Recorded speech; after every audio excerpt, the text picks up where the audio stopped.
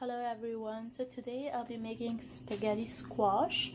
So I just have the spaghettis and with a spoon I took out the insides of the seeds that's on the inside. Then I added some salt, pepper, olive oil and cumin powder. Just rubbed it all over and I have left it in the oven for about an hour on 200 because I wanted it to cook slowly. It's still not cooked enough, but I just wanted to take it out and show you guys what it looks like halfway through. So it's just some olive oil, and what you're gonna do is you're gonna put it the other way around, right, when it's cooking, so that the steam comes from the pan and hits the spaghetti squash and makes it soft. And on the side of it I'm gonna show you what I'll be eating it with.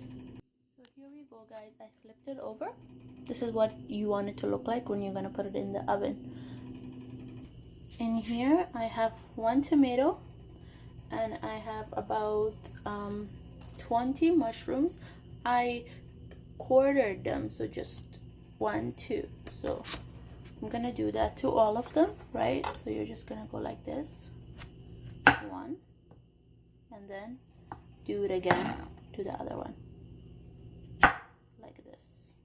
So the same thing with this one. What I'm gonna do with this is I'm gonna lightly put salt on it, some pepper, some cayenne pepper if you want it a little spicy, and then drizzle it with olive oil and put it in the oven as well, so that it gets sauteed and barbecued with my spaghetti squash. And I'm gonna do the same thing with the tomatoes and 1 more onion, and I'll add 1 small onion as well, just so I can mix everything in. Here we go guys, so I have 1 tomatoes that I have quartered into halves. I have about 20 mushrooms that I have also quartered into halves. I'm gonna use 1 onion, about 4 chili peppers, about 5 small cloves of garlic, and this much ginger. I'm gonna cut all of this, chop all of them, put it in here together, and then I'm gonna add some olive oil, some black pepper, some salt, and a bit of chili flakes, just because I like it a little bit spicy, but I'm not gonna add too much because I have this fresh green peppers here. And then I'm gonna toss them all together in the olive oil and put it in the oven and let it cook for about 30 minutes until they're all golden brown and delicious. Here we go guys, so roughly chop the ginger, garlic and green chilies. This is my onions. This is how I've chopped it, and I've added about half a tablespoon of salt, you can see right here. And here are my tomatoes. I'm gonna mix them all in here. That's why I just make sure you grab a big bowl so that everything fits while you're mixing it, or you can directly mix everything into the pan that you will be putting in the oven. Either way, it works. Now that everything is in the bowl, I'm gonna go ahead and add some green pepper. As you can see, I don't measure it out, I just do it by eye, so I'd say about half a tablespoon if you don't want it too spicy, because we already have the green chilies.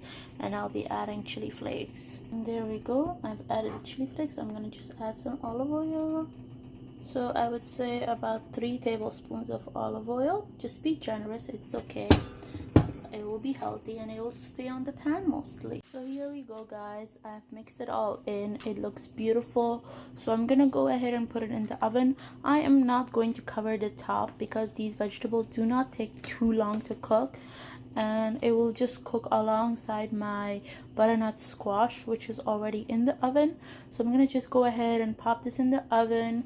My heat is on 250 because I wanted the butternut squash to cook slowly. So I'm gonna go ahead and put this beside the butternut squash and let it cook for about 20 minutes, then come and check, because we know mushrooms are full of water, so we want to make sure that some of that water dries out. So I'm gonna show you guys. So here it is guys, the butternut squash, and I'm gonna just close it and let it cook, and see you guys in 30 minutes. Make sure to check on it cooking every 10 minutes if you could. What I've done is I've put the squash on top because it's really cooked, and I have taken the whole bottom shelf just for the veggies to cook, and just mix it here and there so that they cook evenly. Yeah, so what you can do is take it out of the oven or mix it, or carefully mix it inside the oven, just here and there. You don't want to touch it too much because you don't want to break it apart. But it's coming along, and it's only been 10 minutes. So make sure that you check on it just so it doesn't burn. And I have turned up the heat to 350 degrees.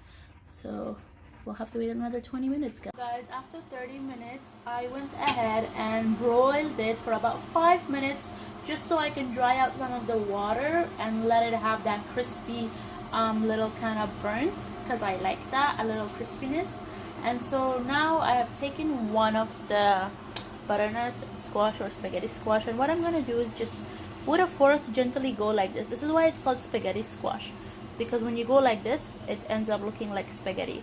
So I'm just gonna do this and then go ahead and serve it and show you guys a beautiful picture, since you're not here to taste it. But you can try it at home. Let me know how it goes. It's very healthy, very filling, and you can have anything you want on the side. So you could have chicken, you could have avocado, you could have broccoli.